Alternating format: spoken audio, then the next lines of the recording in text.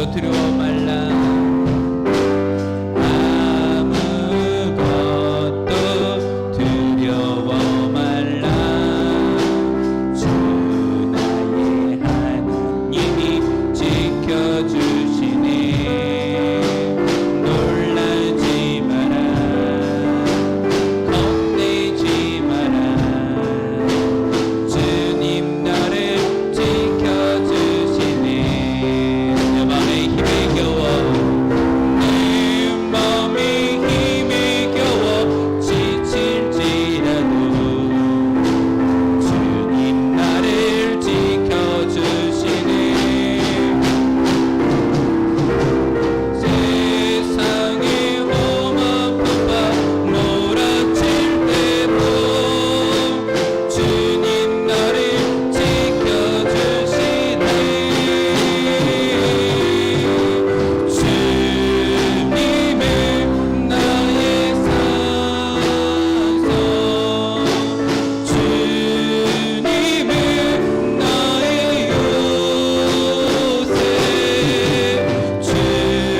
주님은 나의 소망, 나의 힘이 되신 여호와. 내 맘에 힘이 겨워 지칠지라도, 내 맘에 힘이 겨워 지칠지라도 주님 나를 지켜주시네.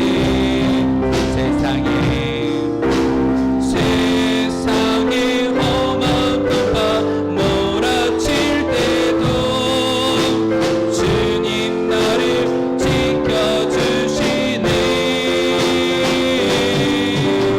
주님은 나의 산성, 주님은 나의 요새, 주님은 나의 소망, 나의 힘이 되신 여호와. 주님은 나의 산성, 주님은 나의 산성, 주님은 나의 요새, 주님은 나의 소망, 나의 힘이 되신 여호와. 아멘.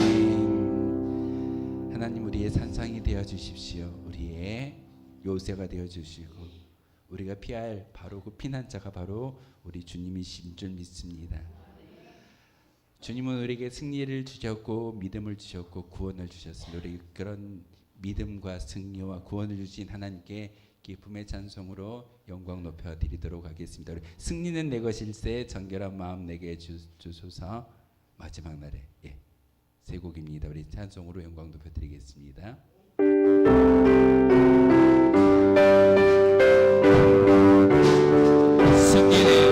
승리는 내 것일세, 승리는 내 것일세, 구세주의 보혈로서 승리는 내 것일세, 내 것일세.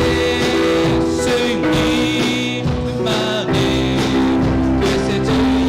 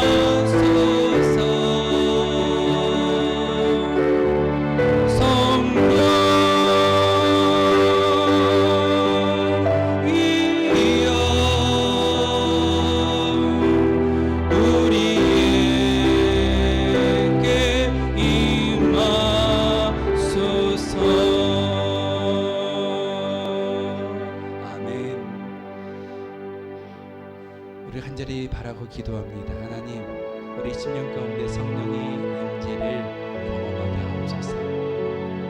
성령의 충만함의 모습을 가지고 세상에 나아갈 때 바로 우리를 통해서 부흥의 역사가, 하나님의 임재 역사가 일어날 줄 믿습니다. 하나님, 다시 한번 우리 교회 가운데 부흥을 하게 주시고, 우리 10년 가운데는 다시 한번 성령을 통해서 회복의 역사가 일어나게 도와주옵소서. 함께 이 땅의 황무함을 보셔서 함께 찬양 부르신 후에 통성으로 기도하며 나아가겠습니다.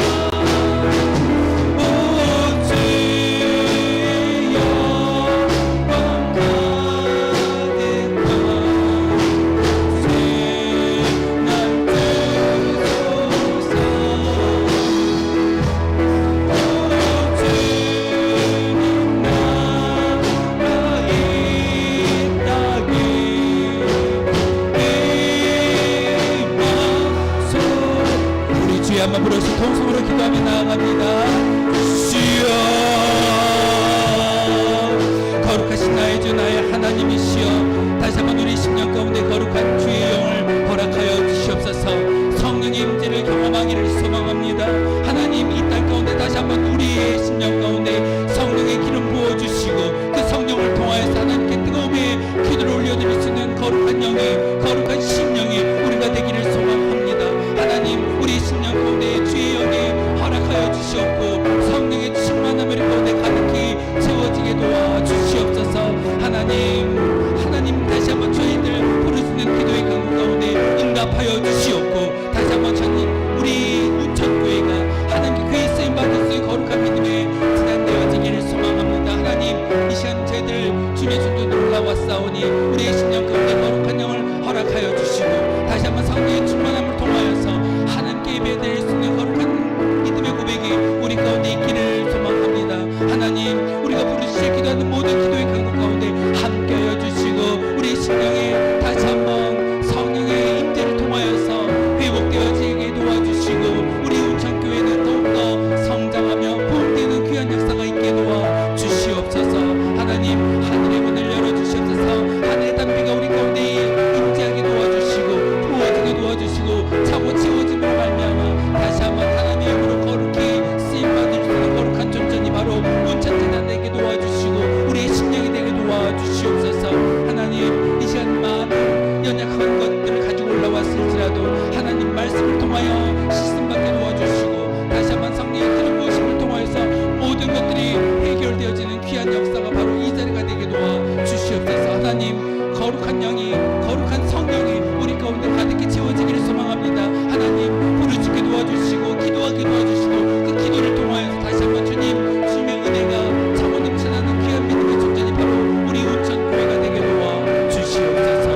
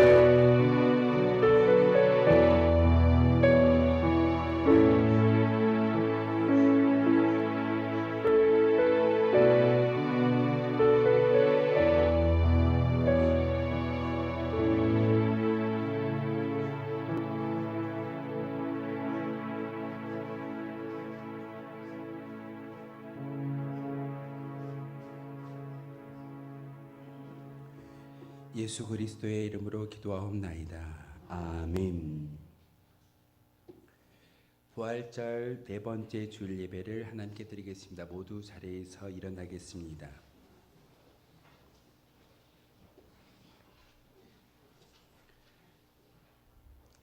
예배하는 자는 하나님께서 말씀을 통하여 이렇게 부르십니다. 만군의 여호와여, 주의 장막이 어찌 그리 사랑스러운지요.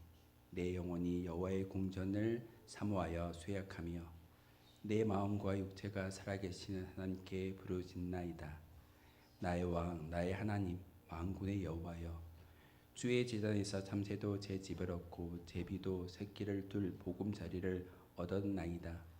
주의 집에 사는 자들은 복이 있나니 그들이 항상 주를 찬송하리이다. 아멘. 사랑과 은혜가 충만하신 하나님 아버지, 거룩한 주일에 맑고 깨끗한 생명수가 흐르는 은혜의 강가로 저희를 불러주시니 감사를 드립니다. 광야 같은 세상에서 살면서 지치고 피곤했던 저희가 오늘 이 예배를 통해 참된 평안과 안식을 얻게 하여 주옵소서. 감사로 드리는 찬미와 예물을 받아주시며 우리의 기도가 보좌에 상달되게 하여 주옵소서. 진리의 말씀을 통하여 저희의 갈급한 심령을 채워주시고 모든 영광을 삼위일체 하나님께 올려드리기를 소망합니다. 하나님, 우리 예배를 기뻐 받아 주옵소서. 예수 그리스도의 이름으로 기원하옵나이다. 아멘.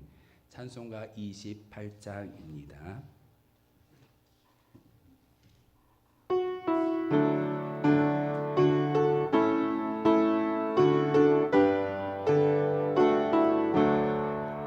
복의 근원 강림하사 찬송하게 하소서. 한량없이 자비하심 증량할 길 없도다. 천사들의 찬송가를 내게 가르치소서. 구속하신 그 사랑을 항상 찬송합니다. 주의 계신 구원받아 이때까지 왔으니 이와 같이 천국에도 이르기를 바라네.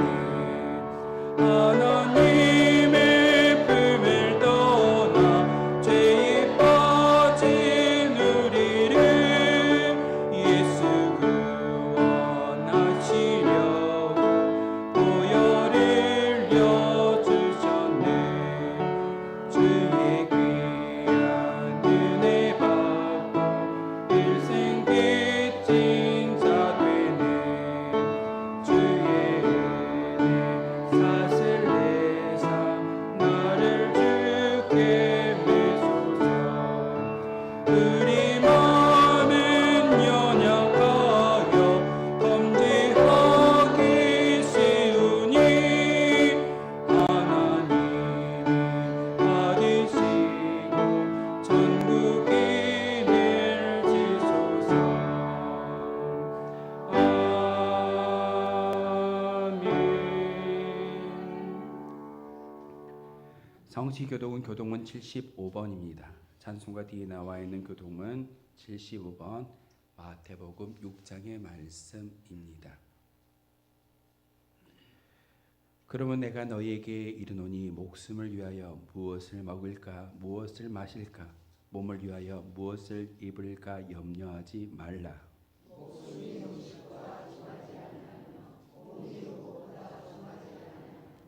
공중의 새를 보라. 심지도 않고 거두지도 않고 창고에 모아들이지도 아니하되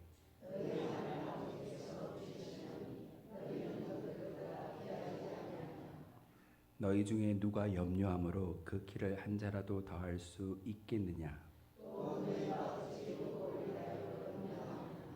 들의 백합화가 어떻게 자라는가 생각하여 보라.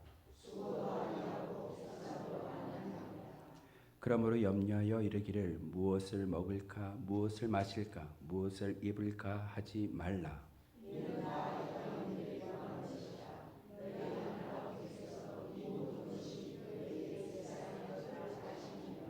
그런즉 너희는 먼저 그의 나라와 그의 의를 구하라. 아멘.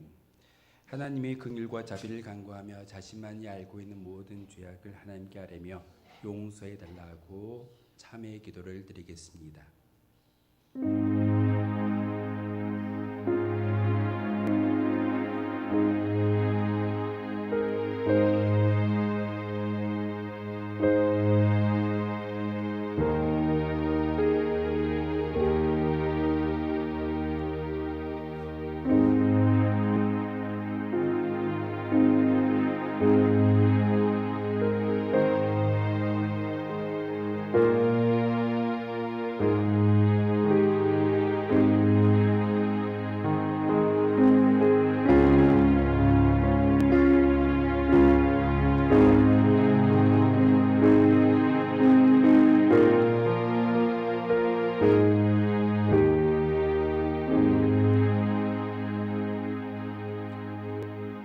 이러므로 내가 내게 말하노니 그의 많은 죄가 사하여 줬도다.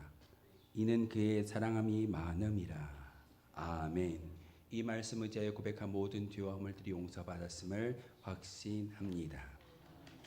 나는 전능하신 아버지 하나님 천지의 창조주를 믿습니다. 나는 그의 유일하신 아들 우리 주 예수 그리스도를 믿습니다.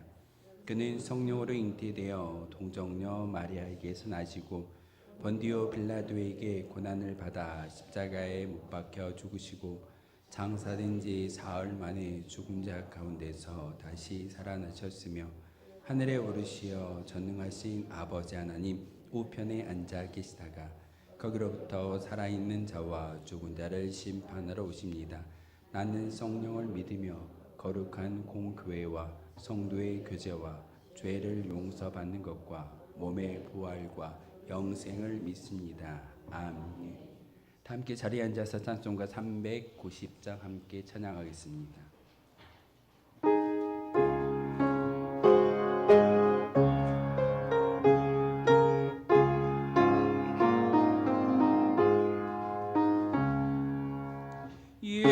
예수가 거느리시니 즐겁고 평안하구나. 주야의 자고 깨는 꿈 예수가 거느리시네. 주 나랑서 돌보시고 날 친히 거느리시네. 주 나랑서 돌보시고 날 친히 거느리시네. 때때로 괴로움 당하며 때때로 기쁨 누리네. 꿈가중에 지키시고 평안히 인도하시네. 주 나랑선 돌보시고 날 친히 거느리시네. 주 나랑선 돌보시고 날 친히 거느리시네. 내 주의 손을 붙잡고 천국에 올라가겠네. 괴로우나 즐거우나 예수가 거느리시네. 주 나랑서 돌보시고 날 친히 거느리시네. 주 나랑서 돌보시고 날 친히 거느리시네. 이 세상 이별할 때에 마귀의 권세 이기네. 천국에 가는 그 길도 예수가 거느리시네. 주 나랑서 돌보시고 날 친히 거느리시네. 주 나랑서 돌보시고 날 친히 거느리시네.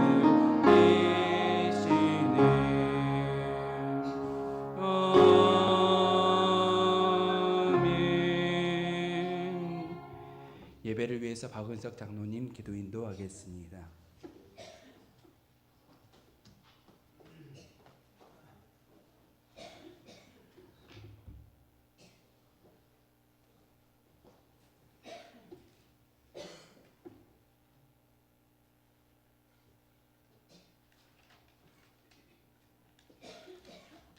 이 땅의 곳곳마다 부활의 은총이 충만하게 하시고 거룩한 주일을 맞이하여 주님의 전에 나와 살아계신 하나님을 찬양하며 영광 돌릴 수 있도록 이끌어 주신 은혜에 감사합니다. 오늘의 빛이란 하나님의 빛이 온 세상의 빛이므로 공의로우신 하나님의 정의가 이 땅을 덮도록 하여 주시고 악의 권세가 쫓겨가게 하여 주시옵소서.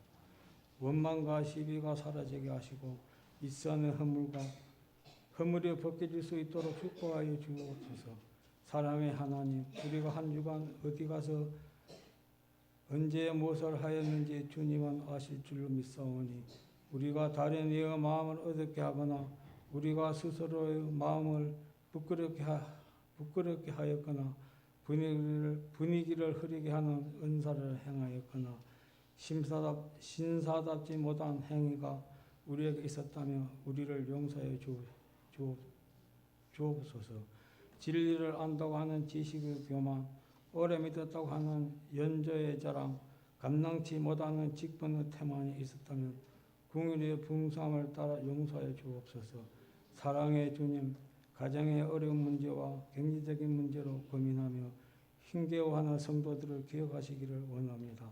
괴로울 때 고난을 이겨내신 주님을 바라보게 하시고 죽음까지도 물리신 주님의 능력을 의지하여 새 힘을 얻게 하여 주옵소서. 백마와 싸우며 고통 중에 있는 성도들도 있사오니 백낫기를 간구하며 부르짖는 자에게 못 고칠 질병이 전혀 없으신 치료의 하나님께서 깨끗하게 치료하여 주시기를 원합니다. 우리의 삶을 전폭적으로 주님 앞에 맡기시고 사는 저희들에게 용서 주옵소서. 예배를 섬기는 복된 손길들을 축복합니다. 식사를 위해 수고하는 많은 손길들을 복된 찬양으로 예배를 섬기는 성가대원 등 모든 섬기는 손길들에 한없는 은혜를 허락하여 주옵소서. 말씀을 증거하시는 윤정의 목사님과 성령의 능력으로 지켜주시고 주님 친히 임재하시는 복된 예배가 되게 하여 주옵소서. 살아계신 예수 그리스도 이름으로 간절히 기도했습니다. 아멘.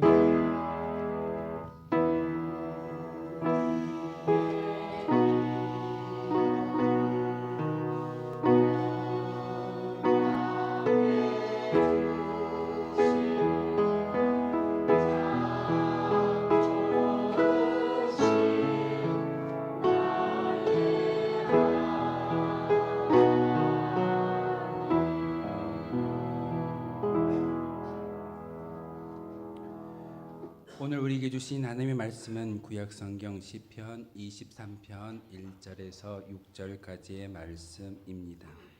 구약성경 시편 23편 1절에서 6절의 말씀을 제가 봉독해 드리겠습니다.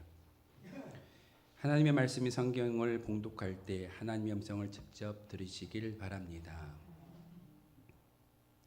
여호와는 나의 목자시니 내게 부족함이 없으리로다. 그가 나를 푸른 풀밭에 누이시며 쉴만한 물가로 인도하시는도다. 내 영혼을 소생시키시고 자기 이름을 위하여 의의 길로 인도하시는도다.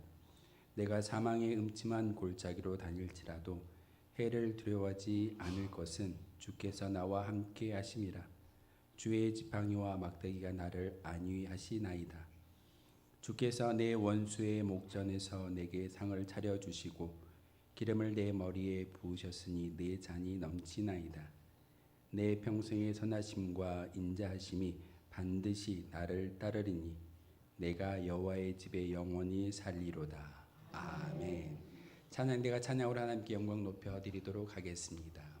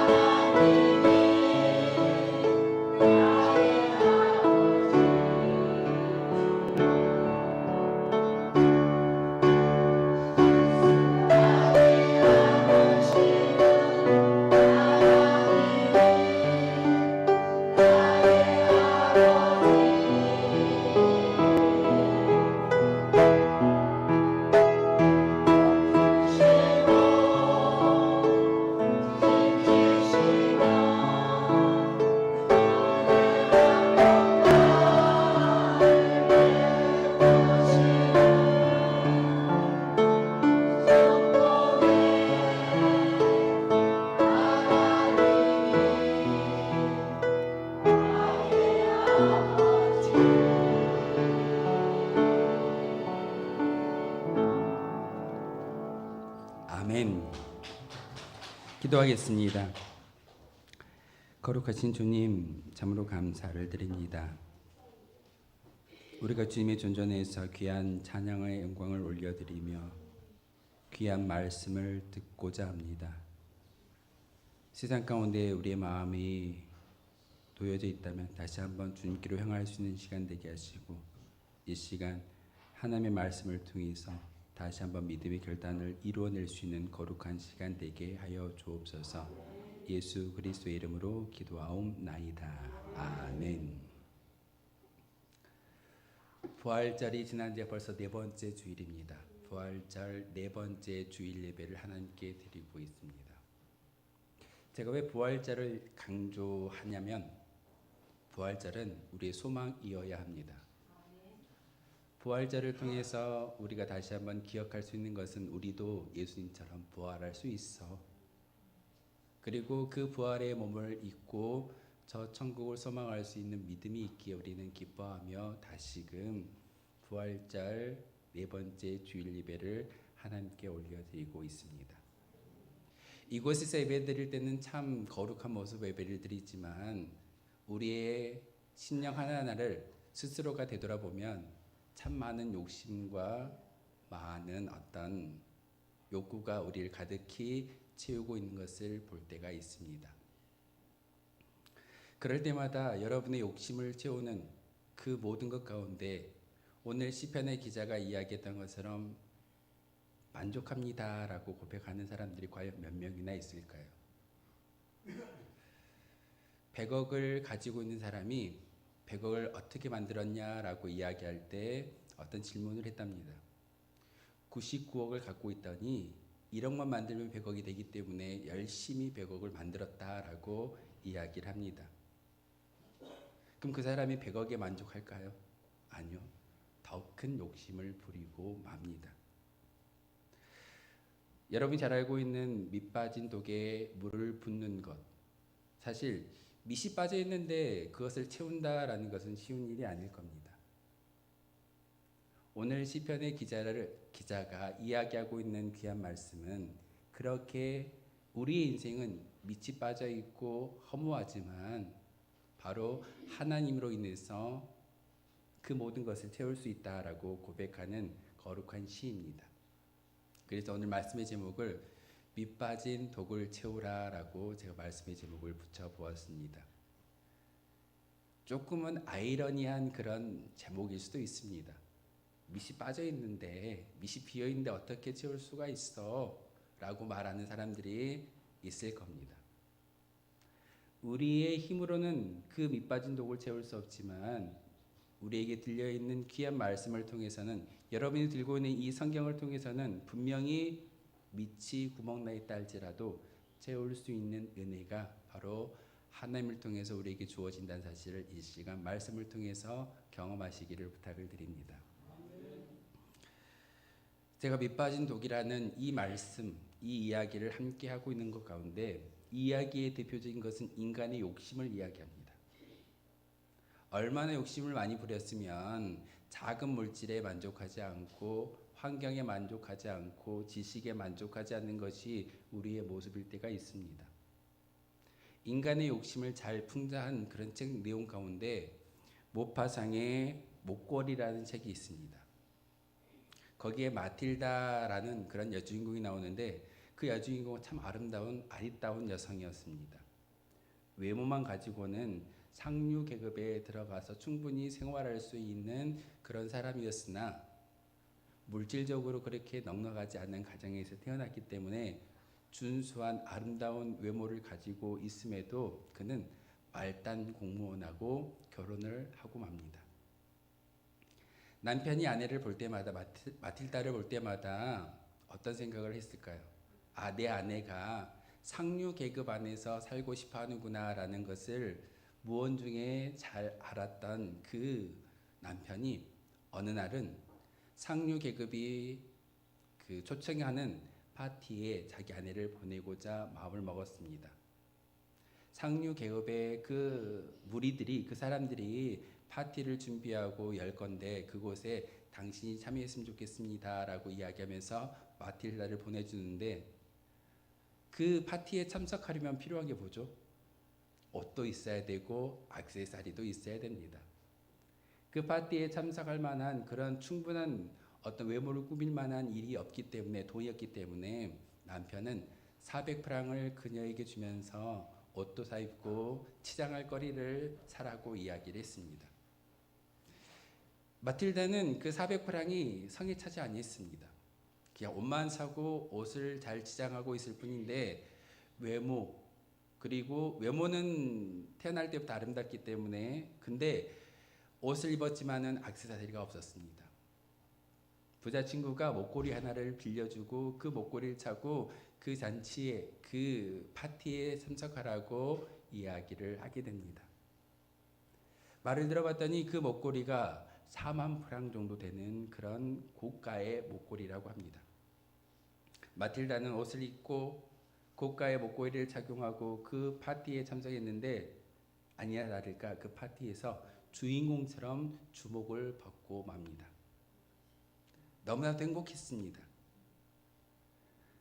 말단 공무원의 그런 수준으로는 이 파티에 들어올 수 없는데 이 파티에서 자기가 주인공이 되고 또 자기가 치장하는 그 모든 것들이 많은 그 부유층들의 계급에 있어서도 눌리지 않는 그런 분위기를 만들었기 때문에 마틸다는 정말 행복해 있었습니다.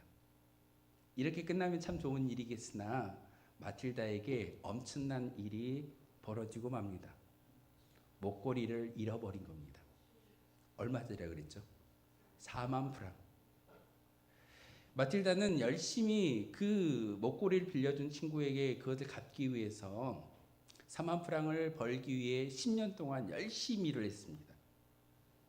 10년 지난 후에 그 부자 친구가 와서 마틸다를 보는데 외모가 어떻게 됐을까요?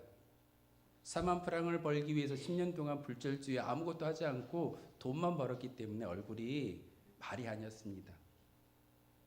마틸다 왜 이렇게 돼버렸어? 얼굴이 더 늙어버렸고 더 안타까운 모습으로 바뀌어있는 그녀에게 물어봅니다. 왜 그렇게 됐냐고. 10년 동안 너에게 줄 목걸이를 사기 위해서 4만 프랑을 벌기 위해서 이렇게 열심히 일을 했다라고 이야기를 합니다. 근데 그 친구가 충격적인 말을 합니다. 마틸다, 그거는 모조품이야. 가짜야. 이미테이션이야. 10년 동안 그 4만 프랑을 벌기 위해서 불철주야 열심히 일을 했던 그 마틸다의 마음, 어찌 보면 우리의 모습인 것 같습니다. 이 세상에서 좋은 것을 누리고자 열심히 수고하고 애쓰고 있지만 결국에는 이 세상의 모조품 가운데 우리의 인생을 허비하는 그런 안타까운 모습이 있습니다. 오늘 시편의 말씀은 사실 다윗이 썼던 이야기입니다. 다윗이 시편 23편의 말씀을 통해서 여러분에게 음성 들려주고 있는데 여러분은 이 시편의 말씀을 읽으면서 묵상하면서 어떤 생각을 하고 계십니까? 사실 저 밑빠진 독이라는 그 말씀 가운데 온전히 우리가 기억해야 되는 것은 만족할 수 있어야 되는 만족함이라는 그 단어가 우리 가운데 지워지지 아니해야 됩니다. 오늘 1절에 보니까 주님은 나의 목자시니라고 기록하고 있습니다. 여러분이 밑빠진 독을 채울 수 있는 첫 번째 조건은 바로 우리 주님은 우리를 인도하여 주시는 참 목자라는 사실을 알아야 합니다. 여호와는 나의 목자시니 내게 부족함이 없으리로다. 하나님이 나의 목자가 되어주시고 주님이 나의 목자가 되어주셨기 때문에 다윗은 부족함이 없다라고 고백하고 있는데 이 시를 쓰고 있는 그 다윗의 마음이 어찌했겠습니까? 왜 하나님을 목자라고 표현하고 있었을까요? 사실 자기가 어린 목동 시절에 양을 잤던 것을 잘 기억하고 있었기 때문에 하나님을 목자와 같이 비교함으로써 목자가 되어주셨던 그 하나님을 따를 때 흔들리지 않고 힘을 내서 만족해 할 수 있다라는 말씀이 바로 저 1절의 말씀입니다. 근데 왜 다윗이 목자라는 표현을 통해서 하나님을 표현하고 있을까요? 목자라는 표현은 성경의 여러 곳에 기록되어져 있습니다. 이사야 40장 11절에 보면 그는 목자같이 양떼를 먹이시며 어린 양을 그 팔로 모아 품에 안으시며 젖먹이는 암컷 그를 온순히 인도하신다라고 기록하고 있습니다. 이스라엘과 하나님을 목자와 양으로 표현하고 있습니다. 이곳에서만 그러는 것이 아니라 예레미야 31장 10절에도 이렇게 표현되고 있습니다. 이스라엘을 흩으신 자가 그를 모으시고 목자가 그 양떼에게 행함같이 그를 지키신다라고 말하고 있습니다. 예레미야 선지자는 눈물의 선지자입니다. 민족을 보면서 안타까워했던 그런 하나님의 종입니다. 이스라엘 백성들이 흩어졌을 때 목자와 같은 심정으로 흩어진 이스라엘 백성들을 양떼를 모음과 같이 그들을 모으겠다라고 축복의 말씀을 주는 것이 예레미야 31장의 이야기입니다. 여기만 있는 것이 아니라 에스겔 34장 11절에서 12절에도 주 여호와께서 이같이 말씀하셨느니라. 나 곧 내가 내 양을 찾고 찾되 목자가 양 가운데 있는 날에 양에 흩어졌으면 그때를 찾는 것 같이 내가 내 양을 찾아서 흐리고 캄캄한 날에 그 흩어진 모든 곳에서 그것들을 건져낸다라고 이야기하고 있습니다. 시대가 다름에도 불구하고 하나님은 하나님과 이스라엘 백성들의 관계를 목자와 양의 관계로 표현하고 있습니다. 목자와 양의 관계, 절대적인 신뢰와 의존과 절대 신뢰를 통해서만이 형성될 수 있는 그런 관계입니다. 양은요, 성품을 보게 되면은 참 바보인 것 같습니다. 시력이 정말 나빠서 1m 앞도 내다볼 수 없는 그런 동물이 양입니다. 근데 목자가 그 양을 치고 쉴 만한 물가로 푸른 초장으로 인도하는 것은 목자를 절대적으로 신뢰할 때만이 그 모든 평안함이 양들에게 주어진다는 사실입니다. 앞을 보고 내 마음대로 달려가는 염소와 같은 그런 성품을 가진 사람은 진정한 목자의 음성을 듣지 않습니다. 내가 볼 수 있는데요. 내가 나아갈 수 있는데요. 내가 눈을 들어서 푸른 풀밭과 물가를 찾아갈 수 있는 그런 양의 심정으로 목자를 본다면 절대 신뢰는 일어나지 아니합니다. 그래서 다윗은 다시 한번 1절을 통해서 우리에게 말씀하시는 것은 여호와 하나님이 나의 진정한 목자가 되어 주시기 때문에 그를 통해서 나는 만족한다라고 이야기하고 있습니다. 부족함이 없으리로다.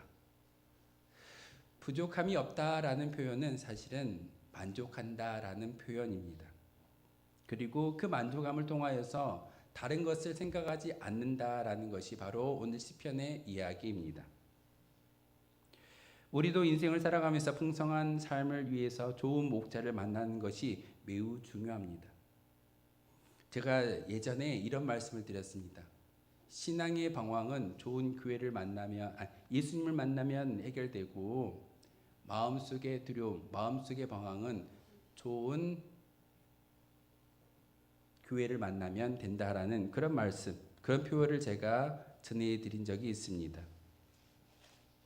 인생의 방황은 예수를 만나면 끝이 나고 신앙의 방황은 좋은 교회를 만나면 끝이 난다라는 그런 말씀. 오늘 다윗이 이 시편 23편을 통해서 우리에게 말씀하셨던 귀한 믿음의 고백은 주님 때문에 만족한다라는 말입니다. 여러분이 이 말씀 가운데 온전히 아멘하고 믿음의 결단을 다시 한번 세웠으면 좋겠습니다. 다른 것이 아니라 주님으로 인하여 주님이 나의 목자 되어 주셨기 때문에 만족할 수 있는 믿음의 고백이 있다면 다윗의 이 신앙의 고백은 우리의 고백이 될 줄 믿습니다. 다윗이 23편이라는 이 시를 쓸 때는 사실 노년의 시기입니다. 죽음을 얼마 남겨두지 아니한 시점에서 다윗이 자기의 인생을 되짚어보고 생각해 봤을 때 행복한 일만 있던가요? 아니요. 장인이었던 사울에 의해서 7년 동안 죽음의 위기를 모면했던 사람이 다윗이었습니다. 그리고 심지어는 그 죽음을 모면하기 위해서 가드라는 블레셋 땅에 가서 그곳에서 왕 앞에서 미친 척까지 하면서 목숨을 연명했던 사람이 다윗이었습니다. 살기 위해서 미친 행동을 했던 다윗, 그리고 왕의 자리에 올라섰는데 평안할 줄 알았는데 그 자리 가운데 아들 압살롬의 반역에 의해서 죽음을 고민해야 될 그런 아버지가 되는 것이 다윗의 인생이었습니다. 이렇게 이야기하면 다윗이 어떻게 시를 써야 할까요? 하나님, 얼마나 힘든지 아십니까? 그럼에도 불구하고 믿음을 지켰기에 하나님 저를 책임져 주시고 은혜 주십시오라고 고백할 만도 한데, 오늘 시편의 이야기는요, 여호와는 나의 목자시니 내게 부족함이 없으리로다. 하나님이 나의 목자 되어 주셨기 때문에 나는 부족함이 없고 만족합니다 라고 고백하는 믿음의 고백이 오늘 시편 24편의 이야기입니다. 우리는 종종 이렇게 기도합니다. 하나님, 제게 부족한 것을 채워주시면 저는 만족할 수 있을 것 같습니다. 제게 부족한 게 참 많으니 채워주십시오라고 기도하는 것이 여러분의 기도의 제목일 겁니다. 근데 다윗은 그렇게 얘기하지 않습니다. 하나님 여호와가 나의 목자가 되어 주셨기 때문에, 다른 게 아닙니다. 나를 인도하시는 목자가 되어 주셨기 때문에 나는 그것으로 인해서 만족해 합니다. 나는 부족함이 없습니다. 사실 다윗은 부족한 게 많이 있던 사람이었습니다. 왕의 자리에서 평안함을 누리고는 있지만 과거의 인생의 여정길을 되짚어보고 회상해보면 쉬운 일은 아니었습니다.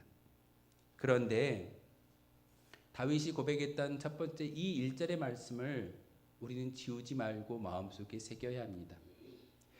여호와 하나님이 나의 목자가 되어주신다라는 절대적인 신뢰를 가지고 나아갈 때 우리의 욕심은 다시 한번 채워질 수 있게 되는 것이고, 여러분의 인생 가운데 밑이 빠진 독이라고 한다면 그 독에 밑을 채우는 분이 바로 하나님이시라는 사실을 우리는 기억해야 합니다.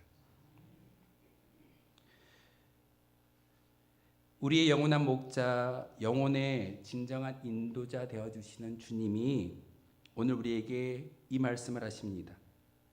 한때는 적과 가고 메마른 광야 같은 인생을 지날 때 시편 37편 23절에서 24절의 말씀을 통해서 우리에게 이렇게 말씀하시는데, 여호와께서 사람의 걸음을 정하시고 그 길을 기뻐하시니 저는 넘어지나 아주 엎드려지지 아니함은 여호와께서 손으로 붙드신다라고 말하고 있습니다.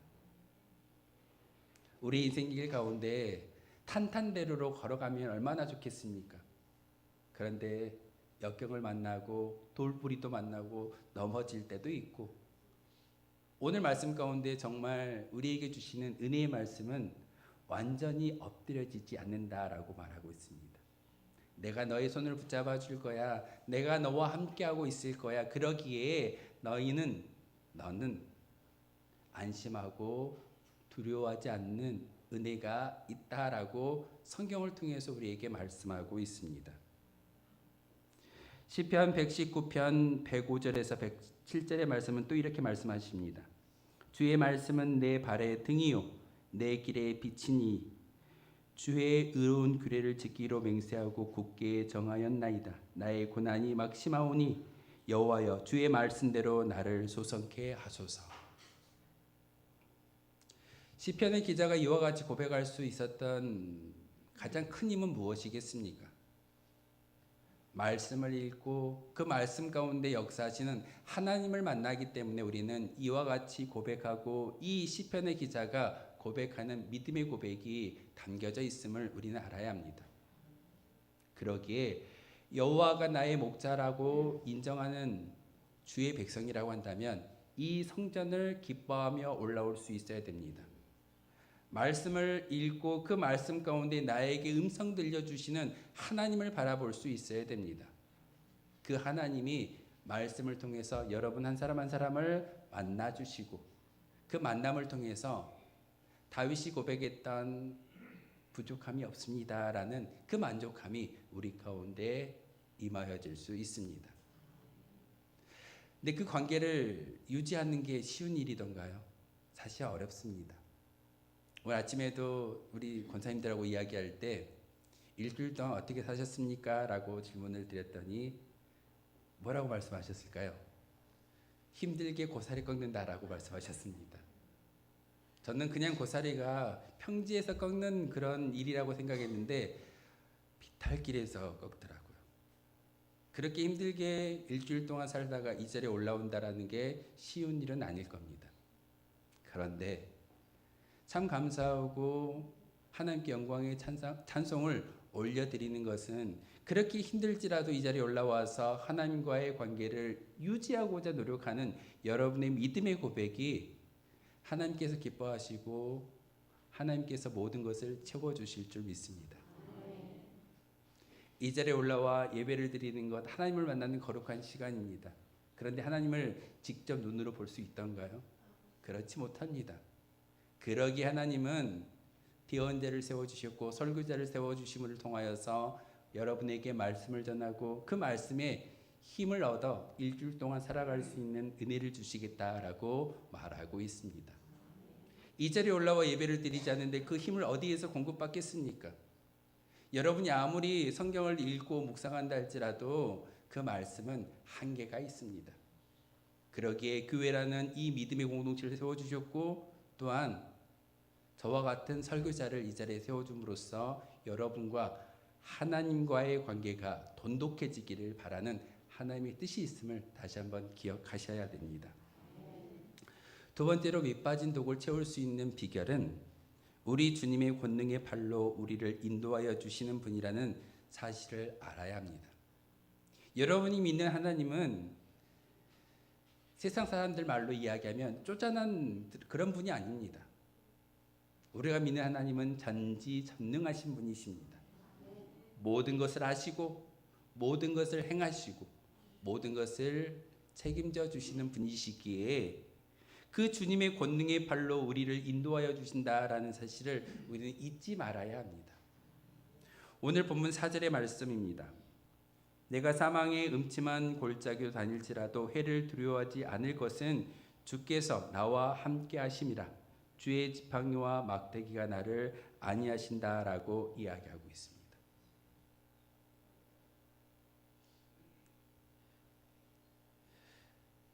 사망의 음침한 골짜기를 다닌다라는 것은 사실 하나님의 음성 가운데 온전히 내가 나아갈 수 있는, 사실 사망의 음침한 골짜기를 다닐 때 하나님의 음성을 듣는다라는 게 쉬운 일일까요? 그렇지 않습니다. 제가 어떤 성도들하고 만나서 이야기할 때 집사님 정말 힘들면 기도가 안 나옵니다. 목사라 할지라도 장로님이라 할지라도 정말 힘들면 기도가 안 나오는 게 우리 현실입니다. 그런데 오늘 말씀을 통해서 우리에게 이야기하신 하나님의 음성은 그렇게 사망의 음침한 골짜기를 다니고 있는 우리 가운데 우리를 지키시는 분이 있는데 그냥 오시는 분이 아니라 주의 지팡이와 막대기를 통해서 우리를 지켜주신다라고 말하고 있습니다. 다윗이 이 시를 쓸 때는 평화로운 분위기에서 목가적인 형식 가운데 이 글을 쓰고 있지만 사실 인생은 그렇지 아니했습니다. 제가 말씀을 드렸던 것처럼 장인에 의해서 쫓김을 당했고 미친 척을 했었고 심지어는 아들에 의해서 죽임을 당할 뻔했던 그런 사람이었습니다.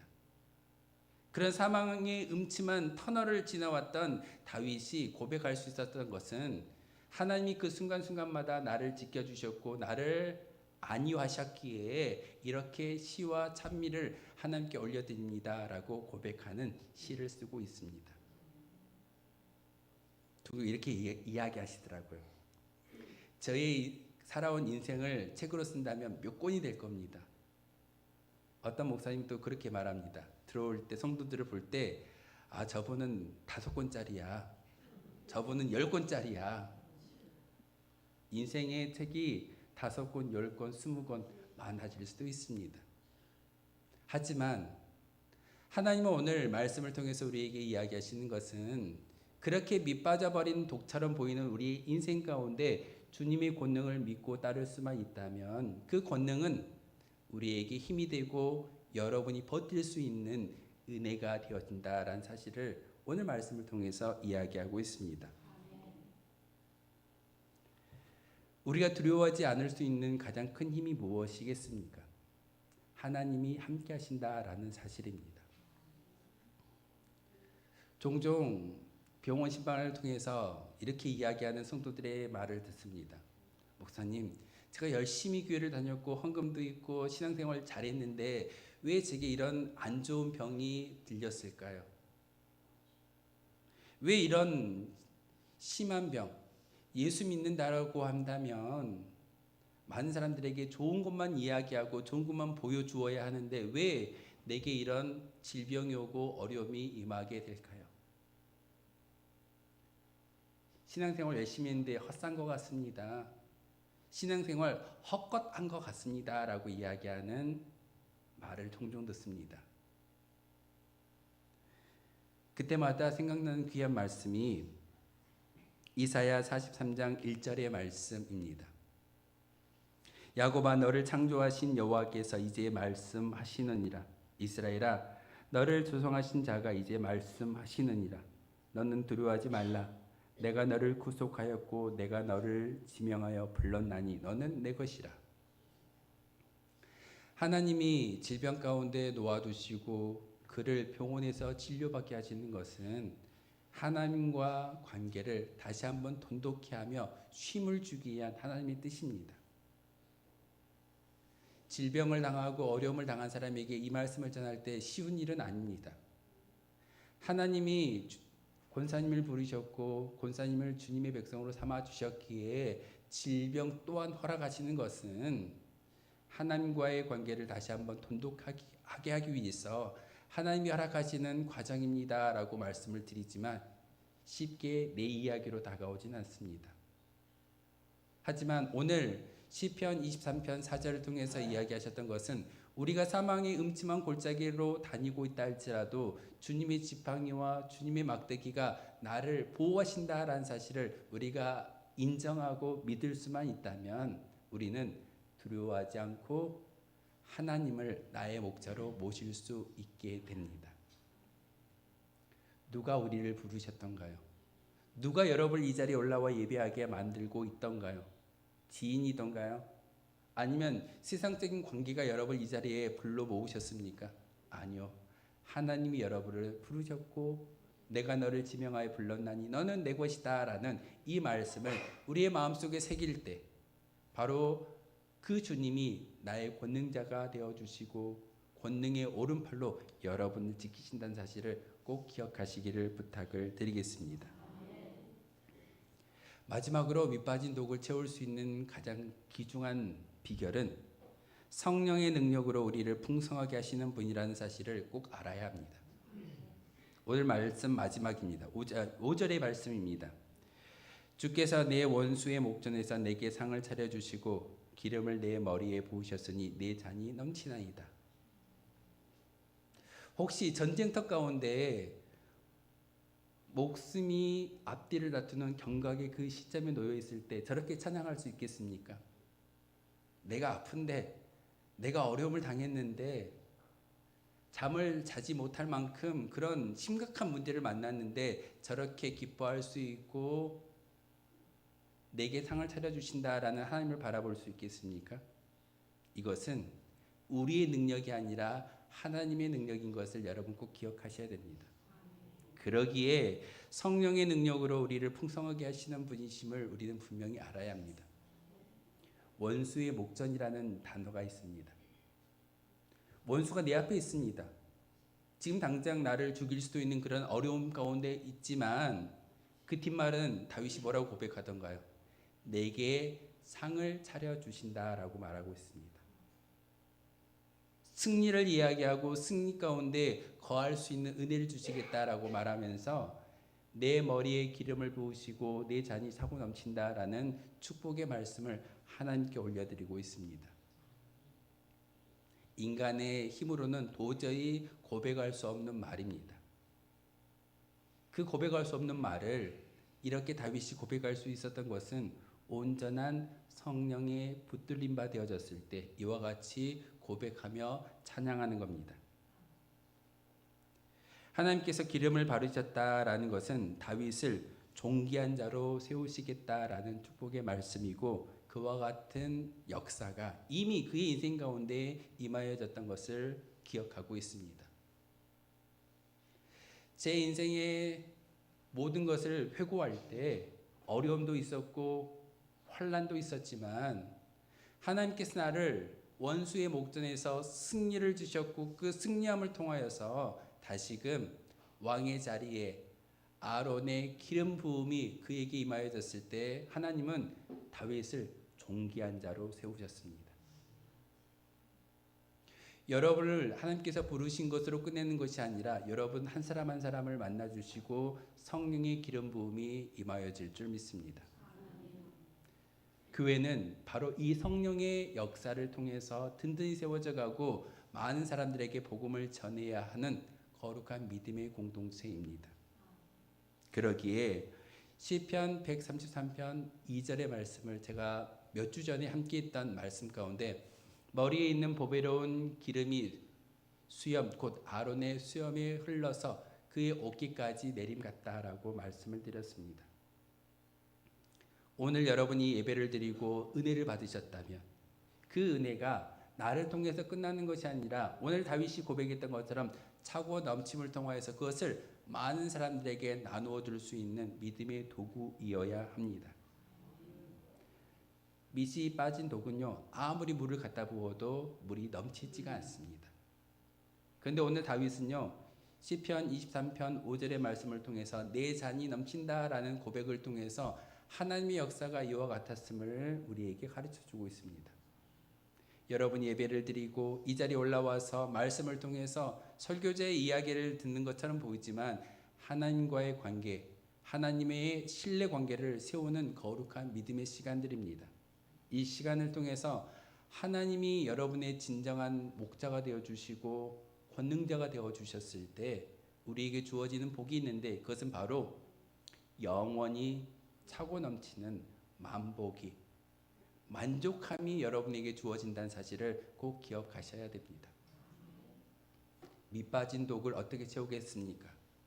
우리의 힘으로는 채우지 못하지만 하나님을 만나고 다윗의 이 시편의 고백을 여러분의 마음속에 새길 때 그 비결을 깨달아 알 수 있게 되는 것이고, 그 비결대로 살아갈 수 있게 됩니다. 다시 한번 우리의 인생 가운데 더 이상 사람의 욕심이 아니라 하나님이 채우시는 만족함으로 살아갈 수 있는 저와 여러분 되어주시기를 주님의 이름으로 소망하겠습니다. 기도하겠습니다.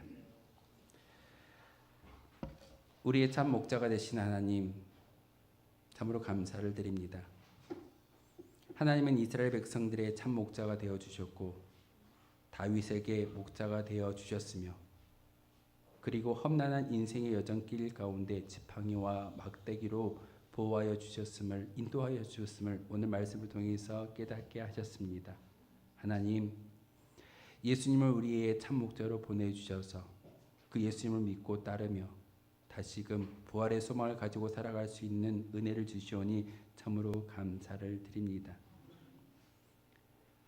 우리 주님을 온전히 따라갈 때 푸른 초장과 우리가 쉴만한 물가로 인도하여 주시는 그 하나님의 뜻이 있음을 다시 한번 깨닫게 하시고, 혹 우리가 사망의 음침한 골짜기로 다닐지라도 두려워하지 않게 하시고 성령으로 인쳐 주셔서 풍성한 삶을 살아갈 수 있는 우리가 되게 도와주옵소서. 예수 그리스도의 이름으로 기도하옵나이다. 아멘. 찬송가 50장 1절 부르면서 준비하신 예물 하나님께 드리겠습니다.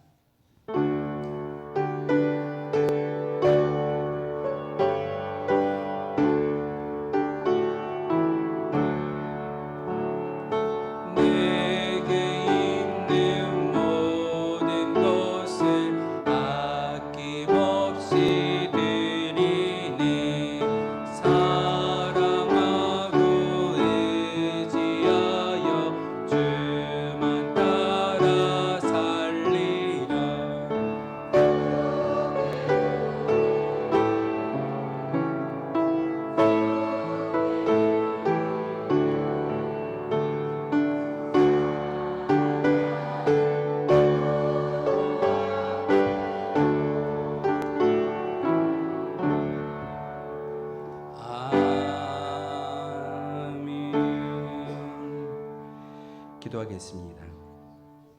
거룩하신 주님, 참으로 감사를 드립니다.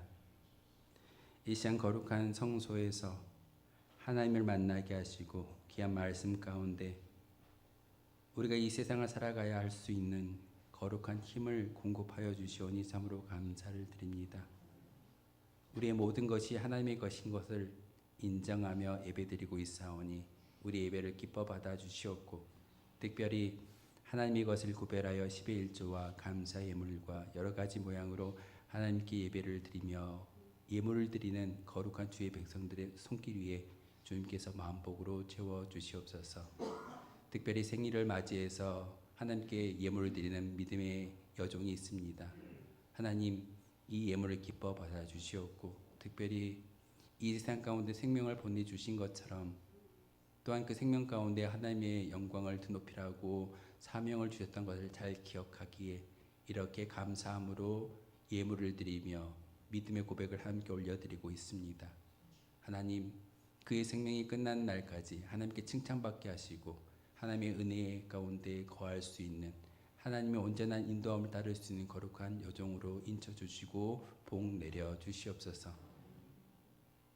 이렇게 드려지는 모든 예물이 하나님 나라의 귀히 쓰임받게 하시고 하나님 나라의 확장에 온전히 쓰여짐으로 말미암아 다시 한번 우리 운천교회가 또한 드려지는 모든 예물이 하나님께 깊이 상달되어지고 그 열매를 맺을 수 있는 거룩한 은혜가 우리 교회를 통해서 일어나게 도와주시옵소서. 하나님, 여러 가지 모양으로 빛도 없이 또한 흠도 없이 하나님께 봉사하는 주의 백성들도 있습니다.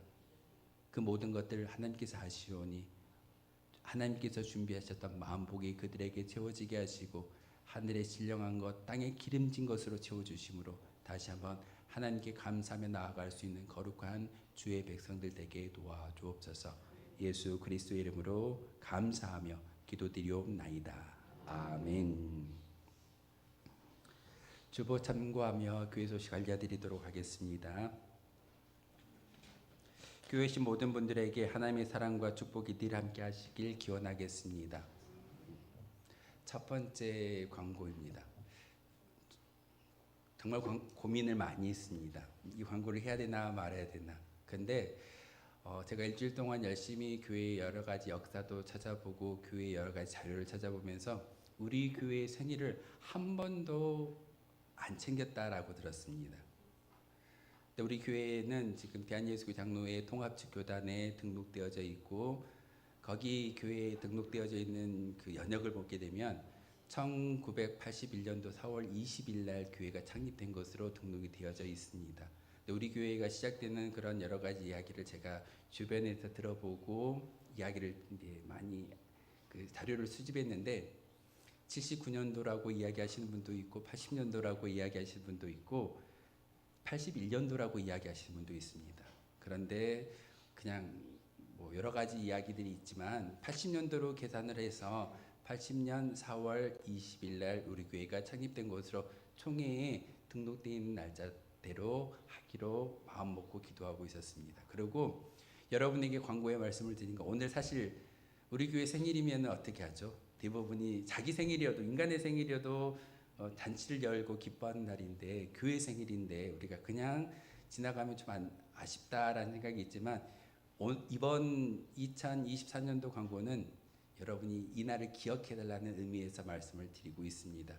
뭐 음식을 준비하거나 잔치를 준비하지는 않았지만 4월 20일은 우리 교회가 설립된 날이고 창립된 날이다라는 것을 한 번 더 기억해 주시고 2025년도 이 창립 기념주일에는 우리가 정말 축제적인 그런 생일을 맞이하는 그런 마음으로 준비하도록 하겠습니다. 그래서 오늘 1번의 광고는 제가 조금 고민하다가 올렸습니다. 하지만 이게 우리 교회의 역사이고 벌써 40년이 넘은 그런 교회인데 이런 창립 기념일이 없다라는 것은 조금 안타까운 일인 것 같아서 제가 한번 기록해 보았고 내년부터는 이 창립 기념주의를 지키도록 하겠습니다.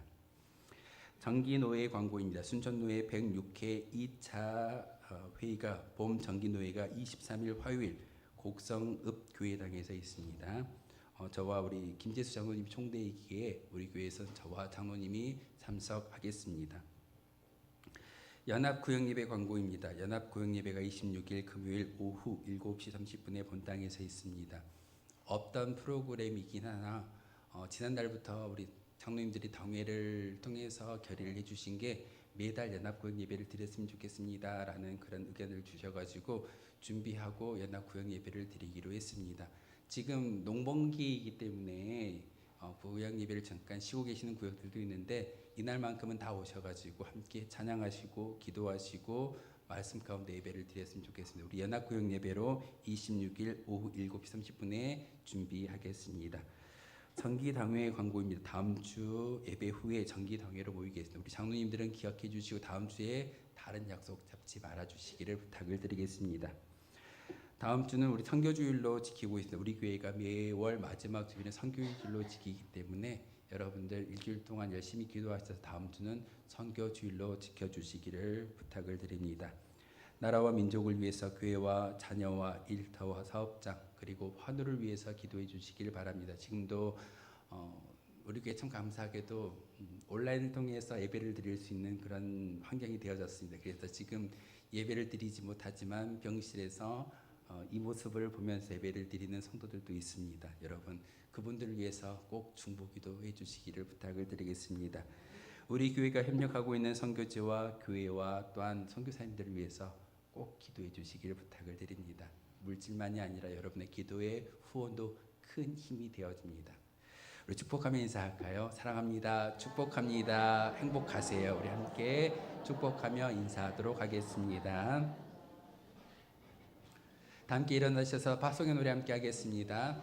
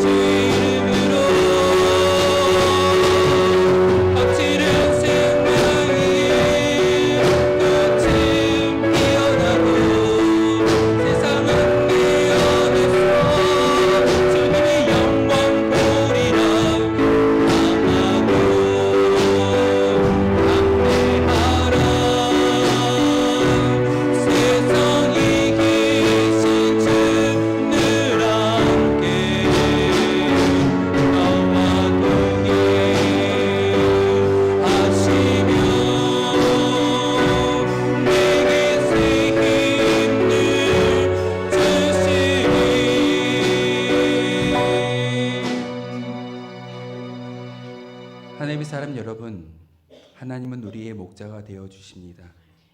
광야 같은 인생이지만 푸른 풀밭으로 실만한 물가로 인도하십니다. 사망의 골짜기를 지나면서 죽을 것 같은 인생이지만 주의 지팡이와 막대기가 보호해 주신다라고 하셨습니다.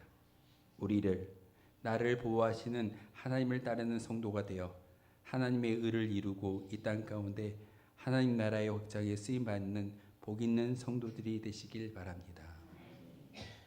우리 주 예수 그리스도의 은혜와 하나님 아버지의 그 크신 사랑과 성령의 교통하심이 이 시간 나의 참 목자가 되어 주심으로 내게 부족함이 없다라고 고백했던 다윗의 그 고백이 우리의 고백이 되겠다라고 다짐하는 모든 주의 백성들의 믿음의 결단과 그들이 살아가야 할 자리, 그들이 꿈꾸는 미래에 이르기까지 지금부터 영원토록 함께 하시기를 간절히 축원하옵나이다. 아멘.